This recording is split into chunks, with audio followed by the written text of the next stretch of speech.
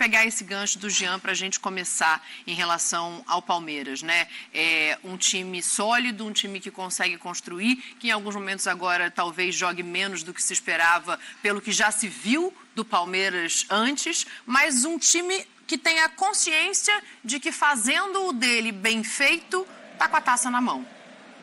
É isso, e acho que assim, em geral ele faz algo bem feito, né? Se não for na atuação técnica dos jogadores, se os jogadores não estiverem num grande dia, eu acho que taticamente o time se comporta sempre muito bem, né?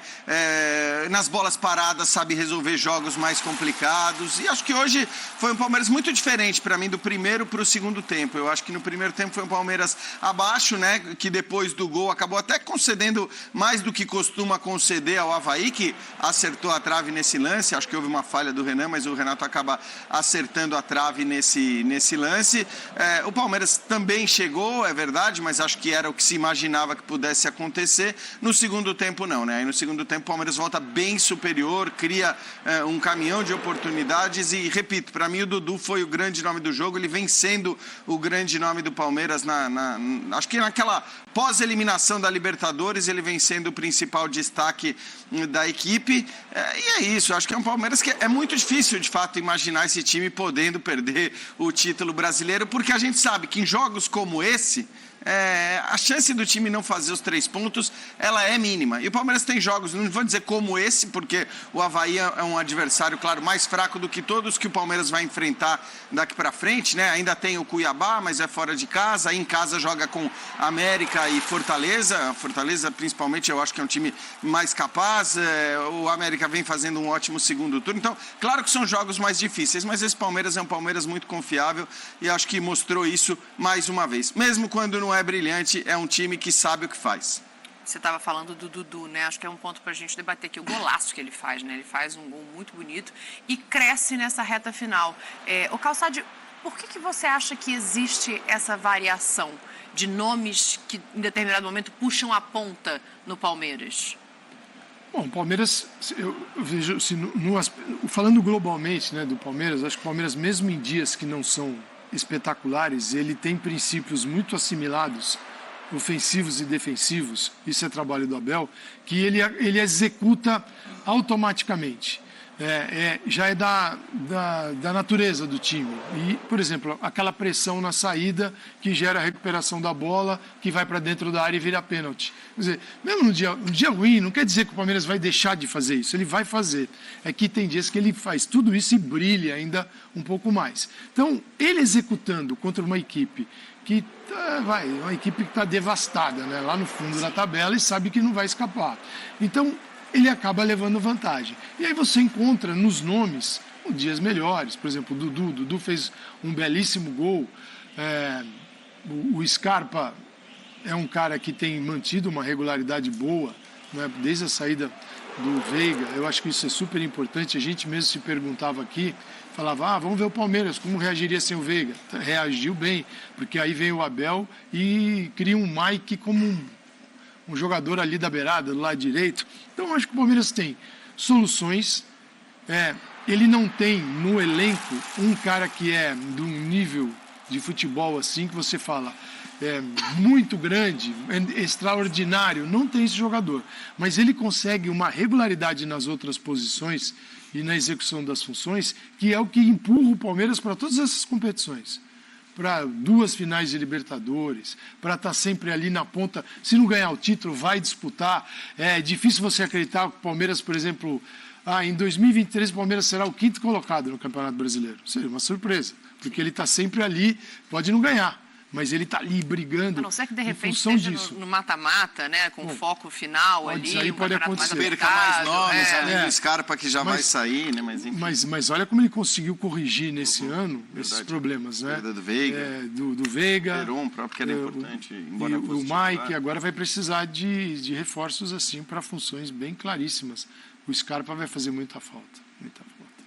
E é isso que a gente está falando, né? Porque, assim, por mais que saiam jogadores lesionados ou porque o Abel preferiu que fossem para outras equipes em determinado momento, sempre tem alguém pronto para retomar esse lugar de puxar o time. Isso é curioso. Isso mostra a importância de um trabalho longevo, que é uma coisa muito difícil da gente ver no Brasil, e a diferença que isso faz, né? Sim. Primeiro, é um bom trabalho e um trabalho que tem sequência. O que é muito raro, porque mesmo os bons trabalhos no Brasil não têm sequência. Vou dar um exemplo aqui, de agora, o Atlético Mineiro. Fez um belíssimo trabalho ano passado, o time jogava muito bem com o Cuca e o próprio técnico, no caso, o próprio técnico pediu para sair. E não deu continuidade ao trabalho. Quando você tem a capacidade de manter um time evoluindo sob o mesmo comando, é natural que ele alcance esse patamar colocado pelo Calçade. O Palmeiras é um time sólido hoje. Ele pode oscilar de um jogo para o outro, mas as bases estão postas. Então o adversário, quando cochila, perde o jogo. Né? O Palmeiras não tem entrado nas últimas rodadas com aquela energia máxima que ele coloca em jogos decisivos.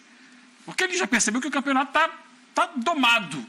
Está, se encaminhando. Você acha que não se esforçou hoje? Não é que não tenha se esforçado. O gol com 3 minutos, naturalmente relaxa o time. Contra um adversário muito mais fraco. Você está jogando em casa, o estádio cheio, a torcida ali, muito perto de um título, faz um gol com 3 minutos. O que todo mundo aqui pensou? Ih, vem aí uns 5, 6, 7. E aí o Palmeiras, vamos jogar o jogo. E aí o jogo cresce no segundo tempo, tem muito mérito do Dudu, mas acho que o Lisca faz uma mexida ali que ajuda isso. Porque ele tira o lateral, que é quem entrega a bola no lance do gol, do pênalti, o Kevin, ele que dá o passe para o Rony e aí acontece o pênalti. Ele tira o Kevin, traz o Renato, que estava jogando avançado pela direita para a posição de lateral e coloca o Rômulo. Renato que tinha marcado a bola na trave, né? Exatamente. Para marcar o Dudu e com a chegada só de outros jogadores por ali. E o cara que não é da posição, ele tem dificuldade para marcar o Dudu. Claro. E aí sobra mais espaço, o Dudu cresce e, craque que ele sabe aproveitar, faz um golaço e cria uma série de situações. Então, é aquela história. O Palmeiras está tão pronto que, assim, não vacila não que você vai perder o jogo. O Avaí deu um vacilo na saída de jogo no início, também um erro forçado, porque havia uma pressão alta do Palmeiras naquele momento. Um outro vacilo do Lisca na substituição mal feita, porque ele, tentando dar mais ofensividade à equipe, ele abre um caminho que o Palmeiras não perdoa, sabe? Ele não perdoa. Eu acho que essa é a grande questão. E uma coisa, Dani, que o torcedor palmeirense precisa se acostumar é que é natural de equipes que abrem essa vantagem no Campeonato Brasileiro, até pelo fim de temporada, o desgaste, jogador já sentindo uma perna pesada, juntar com ansiedade e o nível não ser o que o torcedor está acostumado a ver em grandes jogos de Libertadores, de mata-mata, ou até mesmo do Brasileiro. Então, essa reta final para o Palmeiras vai acontecer esse tipo de oscilação nas partidas, mas com um time muito maduro. Um time, como o Eugênio falou, que já tem essa estrutura que favorece, por exemplo, o Palmeiras terminar um jogo como esse, que é de Campeonato Brasileiro, é jogo que o Palmeiras precisa ganhar com 4 jogadores da base. E 4, a gente está falando de Danilo, Gabriel Menino, mais experimentados, mas a gente está falando do Vanderlan, que marca o primeiro gol como profissional, e do Endrick. Então, são jogadores muito jovens, entrando aos poucos num contexto que é favorável, num contexto em que o Abel sabe que esse tipo de oscilação é natural, comum, e que esses jogadores podem se desenvolver. Então, para o torcedor que enxerga o time na liderança, agora com 11 pontos de vantagem, o Inter pode vencer amanhã, tem um jogo difícil contra o Coritiba, um time que vai bem dentro de casa, mas são 11 pontos. E vendo o Endrick dar a primeira assistência, Vanderlan marcar um gol, a base, de certa forma, ser protagonista, isso é motivo de orgulho. Eu imagino que hoje não há uma vírgula sequer, nem mesmo essa situação oscilante, para deixar o palmeirense preocupado ou acreditar que esse título está em risco. Para mim está muito encaminhado e até pelo contexto do jogo, de um Avaí que ofereceu pouquíssimo perigo, se não aquela bola na trave no primeiro tempo, vejo que não há muita coisa que reparar na atuação do Palmeiras hoje. Ô, Dani, eu sei que você vai puxar o tema do Hendrick, mas assim, queria só falar uma coisinha do... Eu não aguento mais... Fica à vontade, daqui a pouco a gente... Elogiar o Abel. Não aguento mais elogiar o Abel aqui. A gente está elogiando o Abel há 2 anos, com toda a justiça. Evidentemente que tudo que tem acontecido com o Palmeiras tem muito mérito do Abel, mas muito mesmo, né? Basta ver o fato de que o Palmeiras, enfim, ele não tem o elenco que tem o Flamengo, ou mesmo o Atlético, e consegue sempre se colocar competitivo. Isso é muito pelo técnico, mas então eu vou dar uma pequena cornetadinha, porque é impressionante mesmo. Como eu sempre defendi, quando as pessoas criticavam a saída do Dudu em todo o jogo, eu sempre defendi, porque falei, cara, esse cara é o cara mais importante do time, ou pelo menos é o cara com a maior capacidade técnica. Aquilo que o Calçade estava falando, que o Palmeiras não tem esse cara, tal. Se tem, esse cara O mais próximo. é o Dudu. Ele é o Dudu. E aí, assim, o cara tá acabando com o jogo, já demonstrou várias vezes incômodo em sair em todas as partidas, tal. Hoje o Palmeiras só disputa o Campeonato Brasileiro, então não precisa poupar olhando para as Copas e tal. Claro que não é grave, né? Não tem nenhum grande problema aí. O Palmeiras joga na terça-feira contra o Atlético Paranaense e talvez o Abel tenha pensado nisso, mas eu acho que assim, até pelo incômodo que o Dudu já demonstrou e pela bola que ele tá jogando, você podia deixar o cara até o final de um jogo uma vez, né? E de novo ele sai para a entrada do Breno Lopes. Enfim, tô procurando pelo em ovo, evidentemente, mas é só para Procurar registrar. pelo em ovo, você olhando a tabela do Palmeiras, é tentar encontrar um dia que o Palmeiras vai tropeçar, assim, catastroficamente para perder. Porque o Palmeiras, mesmo o Inter vencendo não tem amanhã, esse lugar. ele fica a 8 do Inter, restando 15 pontos. Pô, 8 já é superior à metade de 15, então ele já tem uma vantagem enorme em relação aos pontos em disputar. Ele tem o Atlético reserva na terça-feira. O problema é que o Atlético tem sido pedra no sapato, né? As duas últimas derrotas do Palmeiras foram pro Atlético. Mas aí ele tem... E a primeira delas com o time reserva do Atlético, em São Paulo. É bom lembrar, o né? Atlético reserva, O Fortaleza que podia ser um jogo em casa, complicado em casa. Cuiabá fora e aí o Palmeiras em casa. É aqui que ele tem que perder o título. O Inter fora. E o Inter fora. Não, estou falando dos 4 antes do Inter. Para assim, haver a expectativa de que seria uma final de campeonato, Inter e Palmeiras. Eu digo, o caminho até o Inter é um caminho que, se o Palmeiras se complicar, aí tem que parar tudo. O Jean, sem querer justificar, não sei. vai. Até porque tem o time inteiro, não é só o Dudu. Mas eu lembro muito bem do Flamengo. A justificativa, uma das justificativas do Flamengo, por não colocar o time titular no jogo com o Palmeiras, no Dorival, era a questão do piso. Eram 2 jogos num curto espaço de tempo em campos de grama sintética, o que causa mais impacto, né? Pesa mais nas articulações dos jogadores, porque você não tem a grama amaciando o contato com o solo. E o jogo com o Furacão também terça-feira na Arena. Arena. Sábado, grama sintética do Allianz Parque, terça-feira, grama sintética. Dudu talvez seja um dos mais experientes desse time. 30 anos. Talvez seja uma...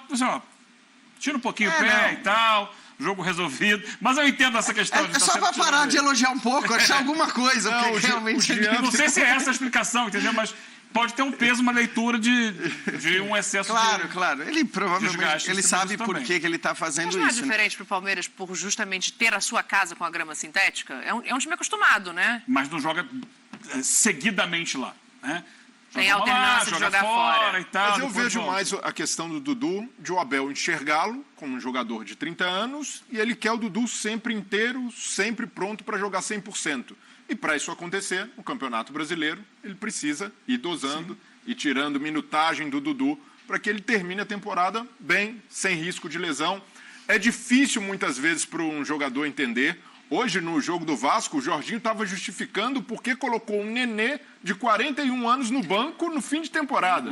E o Nenê insatisfeito. Imagine o Dudu jogando essa bola com o físico que tem, que é privilegiado. Porque ele não se machuca, né? É bom que se diga também. É um cara impressionante. Ele não desfalca o time nunca, né? Praticamente. Mas talvez esse ponto de segurar o Dudu em alguns momentos que são favoráveis, hoje o Palmeiras não precisava mais do Dudu depois do segundo gol, já estava com o resultado encaminhado. Então, até por isso, é válido, por mais que o jogador queira terminar, por mais que a gente sabe que o Dudu é um fominha no bom sentido, é compreensível da parte da comissão técnica segurar para que o Dudu possa... Imagine quando o Palmeiras confirmar o título por antecipação, que vai acontecer, a questão é em qual rodada... O Dudu vai provavelmente ser poupado, entrar de férias antes, acho que isso mas nesse momento é bom segurar. O jogador vai acabar se acostumando. A gente vive um momento diferente de futebol, de 5 trocas. São 5. O treinador não usa 5, não usou. Usa, está usando. Então são 5.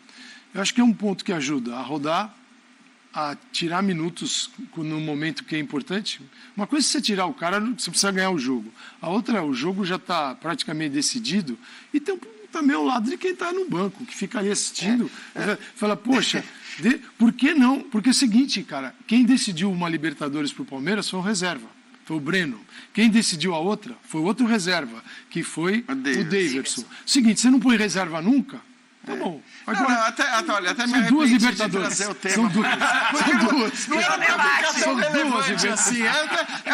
Uma pequena São coisa. duas. Então deixa eu trazer outro tema, que também, de certa forma, tem Só uma pra conexão. pontuar isso que o Calçado falou, porque Essa turma do amendoim não é fácil. essa mudança no número de substituições é algo muito importante na história do futebol. Sim. Que a gente ainda não tem a medida do impacto que ela vai gerar a médio e longo prazo. Como foi lá atrás a proibição de você recuar a bola para o goleiro. Exatamente. Mudou o futebol. Só que no primeiro momento você estava entendendo o que ia acontecer. Essa das 5 substituições vai ter muita mudança no futebol a partir disso. Quer ver agora um exemplo? sei qual o caminho. A Copa do Mundo. A primeira Copa com 5 alterações. É. Você imagina seleções que têm um poder no banco maior do que outras. Algumas têm.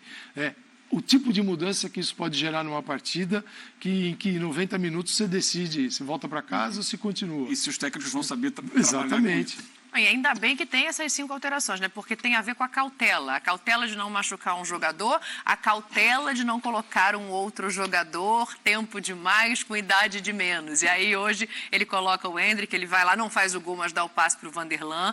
A comemoração ali mostrando como é bom você poder colocar jogadores de potencial da base num time estruturado e sem a pressão. Está na hora já, de repente, de começar a rodar um pouco mais, Breler, em cima disso, pensando que o título já está na mão, óbvio, tomando devido cuidado com jogos talvez mais traiçoeiros, mas de rodar para ganhar um pouco de experiência? Não vejo rodar a ponto de escalar como titular. Ainda é cedo, o Palmeiras tem de tratar com seriedade o campeonato, mas sim de aumentar a minutagem, de aumentar o espaço. E ele tem feito isso gradativamente com o Endrick. O Endrick entra hoje, novamente, com esse cenário favorável, tem oportunidades.